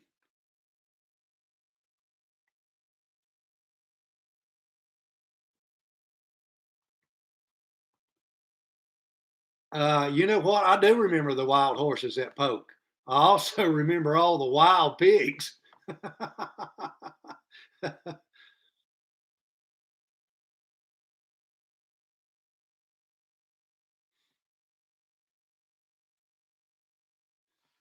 This help, Marsha. This helps me with restless leg if I have it, or just throbbing feet at night when I go to bed. I know some of you older folk know what I'm talking about.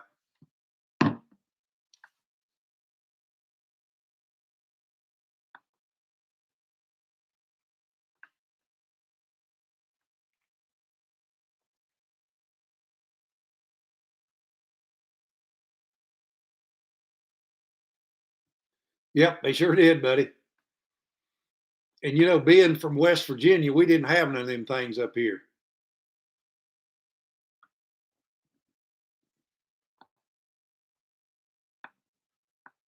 Wow. Okay, Marsha.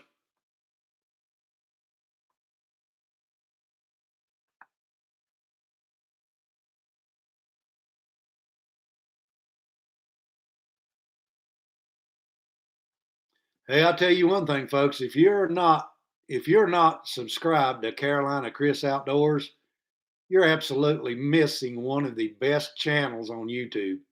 I'm not kidding you. And Chris ain't paying me to say that.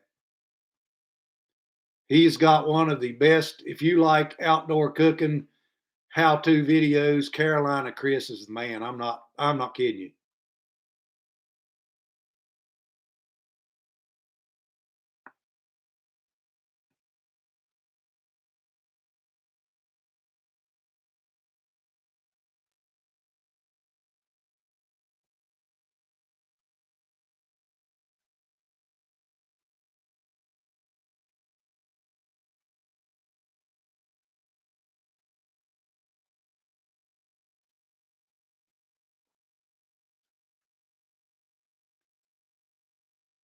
Yep, he's the man. Hike with Mike.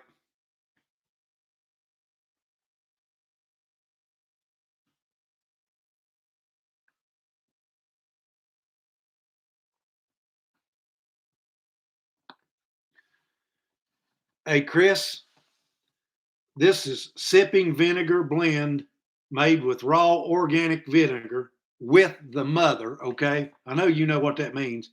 It's got 20 herbs and spices in it from fruit juice. Let me see if I can read this a little bitty right here with my glasses on. It's got Concord grapes. It's got cherry juice concentrated. It's got elderberry juice, muscadine grapes. It's got muscadine grapeseed juice, elderberry flowers, lemon balm, fenugreek seeds, organic juniper berries, wild cherry bark, fennel seeds, green tea, star anise, thyme, dandelion root, burdock root, cinnamon, cloves, ginger, turmeric, cayenne. That's going to get you, Chris, right there. Cayenne pepper, black pepper, and potassium sorbate, and citric acid. That's a whole bunch of goodies in that tonic right there, buddy. Of course, like I say, this is about at the Amish store. I give like $19 for this bottle, but I'm glad I did. That is some good stuff right there.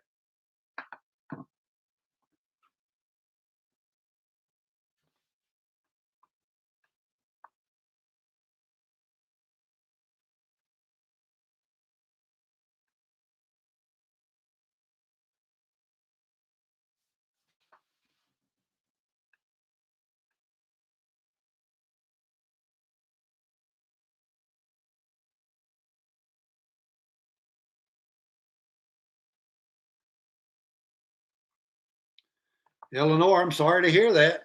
I really am. What did they do? Get lead poisoning?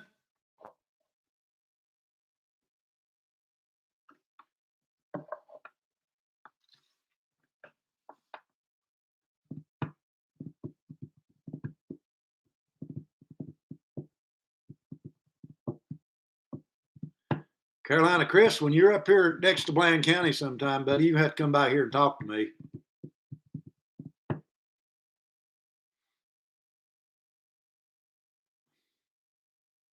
I bet you drove right through here.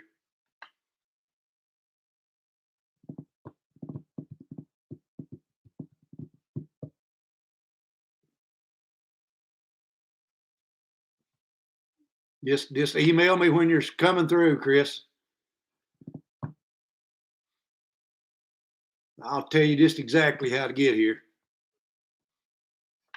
I'm not that far off of 77. I'm only 4 miles off Interstate 77.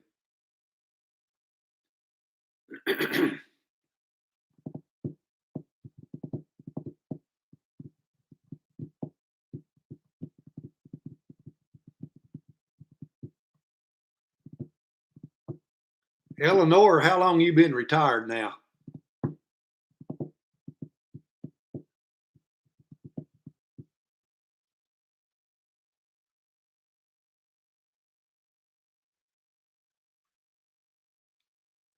Hey, Chris, actually, I did. I need to do a video on that too. I took and actually made me up a liquid ear cleanser that actually did help me with some of the ringing in my ears, but I haven't made a video on it yet. I was trying it out.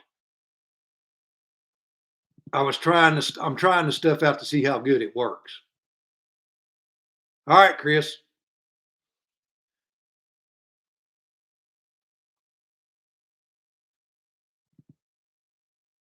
Hey, Sean, you're going to like Carolina Chris, buddy. I'm not kidding you. You wait till you watch his videos. 2003, Eleanor. Cool. What was my favorite job before retirement? I was a maintenance technician at ABB in Bland, Virginia, Chris. I was there for 23 years. I fixed everything.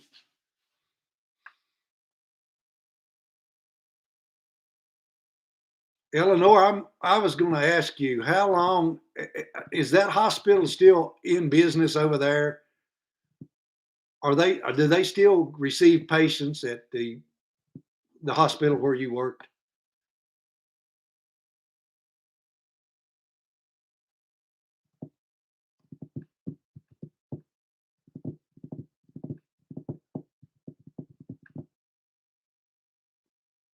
Was not a union job. No, sir, Chris. It was not a union job.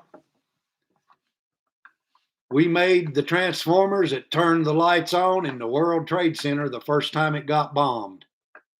I personally punched the base parts on a big old 50-ton automatic punch to do that with.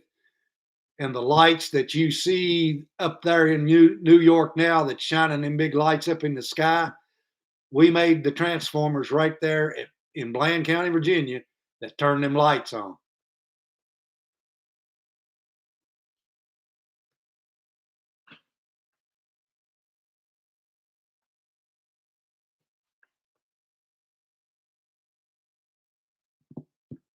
I have not used any deer toes.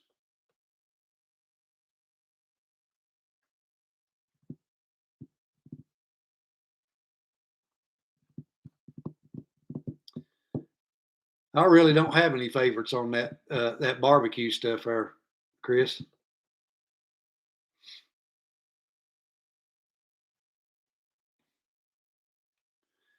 Chris, I don't watch race car driving.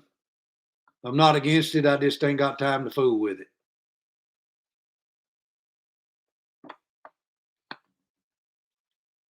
I wonder what they're going to do when they're battery powered cars.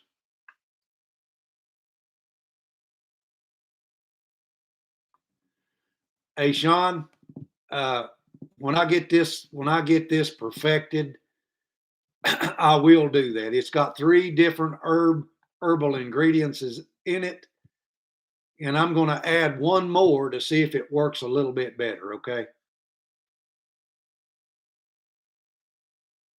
Yep, we made the transformers that turned the power back on in the World Trade Center the first time it got bombed. And now, like I said, the lights that you see shining up into the sky, we made the transformers that turn them lights on. ABB is a worldwide company from Switzerland. And by the way, they just got bought out by a Japanese company called Mitsubishi.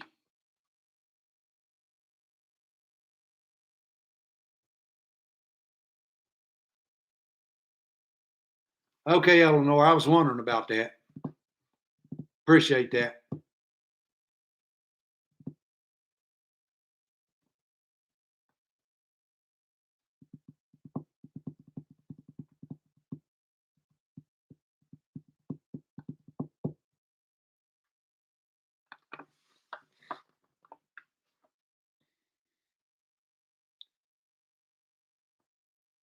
Well, folks, we're running into about 2 hours right here, and there's 14 of you still sitting there watching.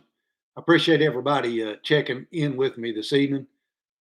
Uh, I'll have to do a. Hey, Chris, I was in Colorado there a couple of years ago. My son took me up there from Alamogordo to Mexico. Boy, it was really pretty up there too. I got to actually see the Rockies. But I appreciate the invite. If I'm ever out that way, I'll give you a holler. But anyway, I appreciate everybody showing up tonight. I really do. God bless each and every one of you. I really do mean that. It is just and it just honor to me to be able to get on here and talk to you folks and know that you've been watching me for years, and it just really is it really is a blessing to me to have uh, a place to come and just talk to people about the things that we like to do. And you can watch my videos and learn from them, and I can watch other people's videos and learn from them as well. So good night, you folks. I really appreciate it, and God bless each and every one of you.